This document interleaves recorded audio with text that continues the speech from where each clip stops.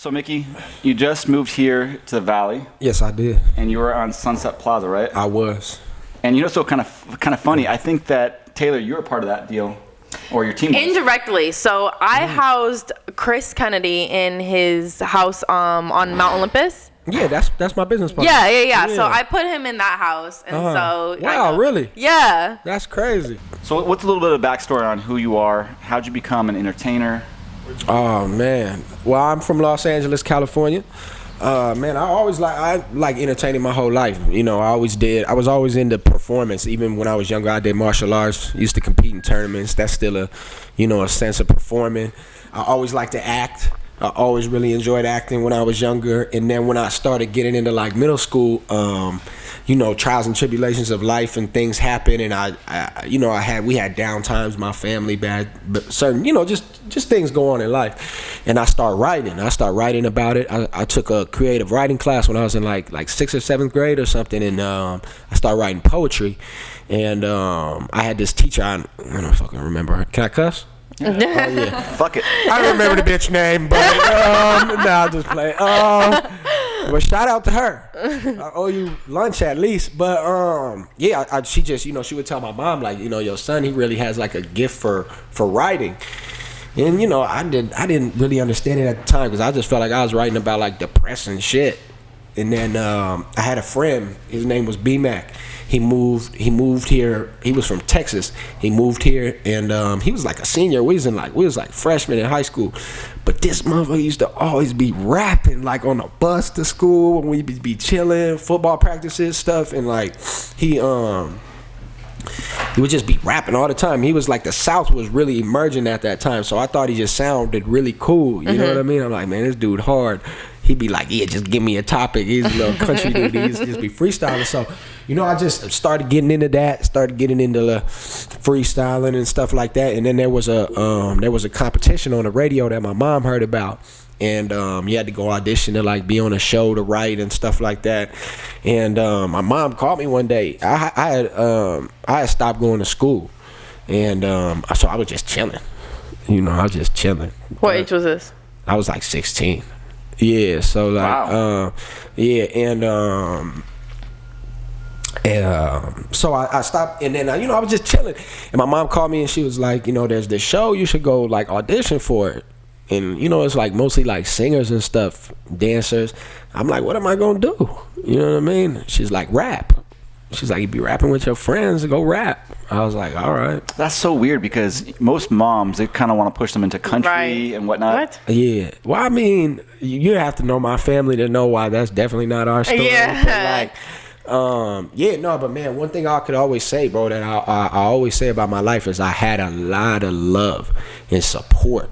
No matter what, money in life is up and down. Life is gonna be trials and tribulations. It's gonna be ups and downs. If you don't come from an extremely wealthy family, your average American is gonna tell you, I'm check to check. I'm trying to figure it out daily. You know what I mean? So my mom and them, they always, and my dad, they very supportive. They're definitely people that told me I could do anything. And my dad used to tell me all the time, he used to be like, second best is just what it sounds like. My dad, he was with like the biggest modeling agency in the world. He used to book movies. My dad was afraid to fly. My dad won't get in an elevator. Like, he's claustrophobic. He won't fly. He won't get in an elevator. So he used to tell my mom he didn't get acting roles that he got, like lead acting roles. People would tell my mom months later, like, it's crazy, Dale turned down that movie. And she'd be like, he did what? He was afraid to fly. He didn't want to fly. He used to always tell me, like, don't be afraid to, like, chase your dreams. Don't be afraid to, like, be what you can be. You know what I mean? They just always installed that in me from when I was very young. So I just always was a very determined person, you know what I mean? So I just knew, like, if I put my mind to something, like, it was done.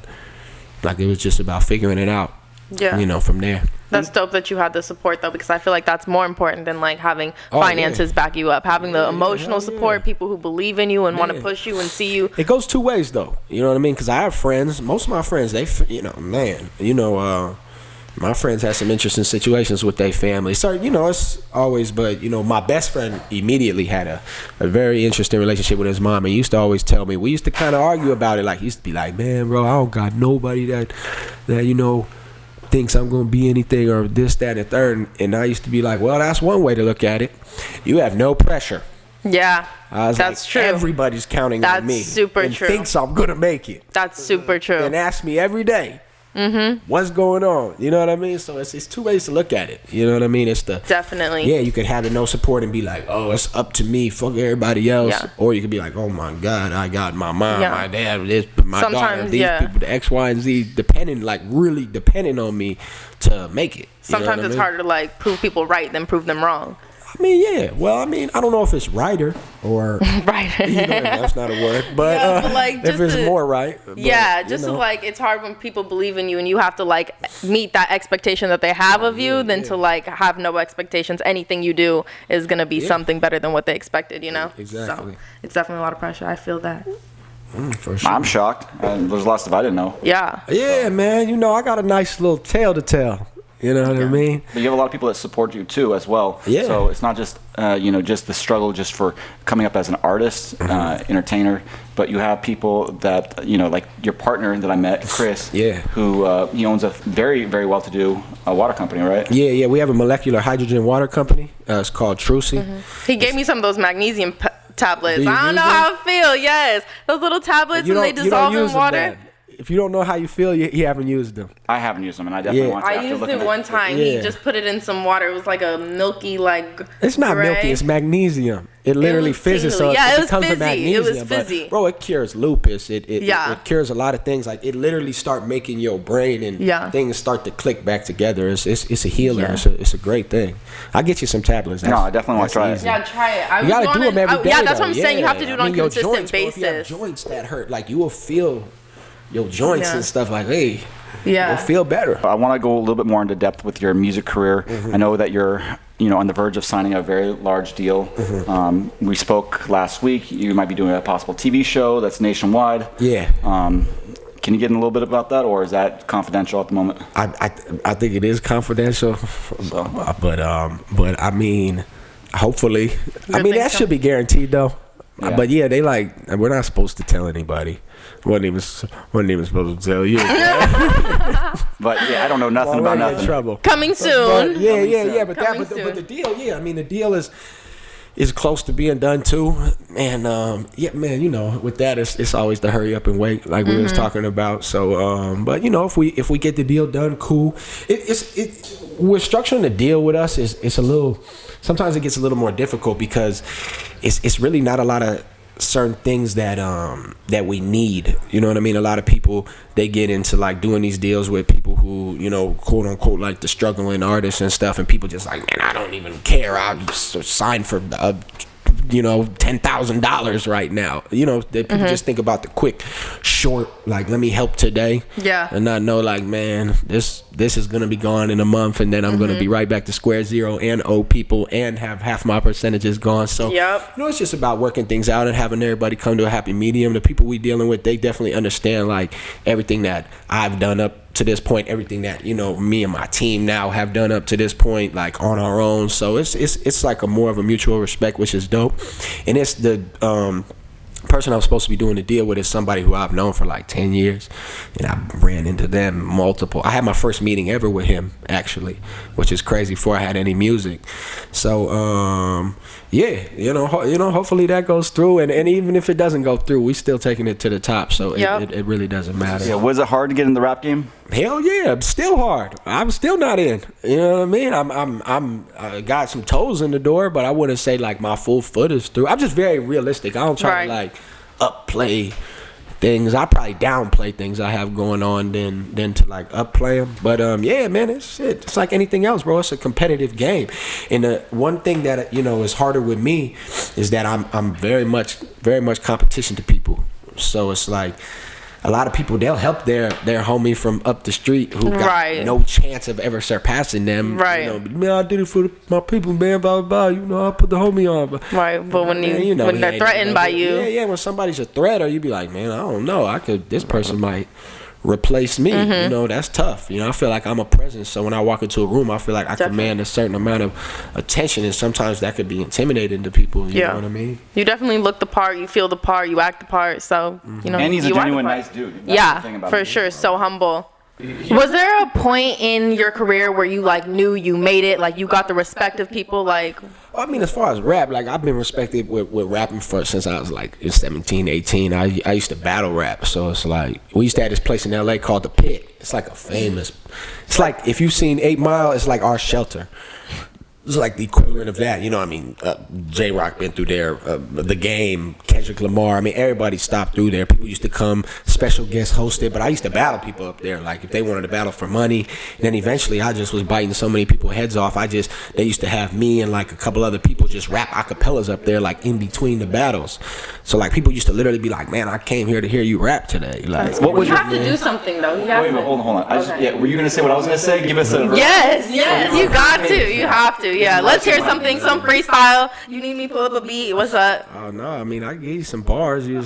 Some old bars. Yeah, something that's that you can relate to. It's your favorite. Something you remember. I don't even know if you said 8 Mile.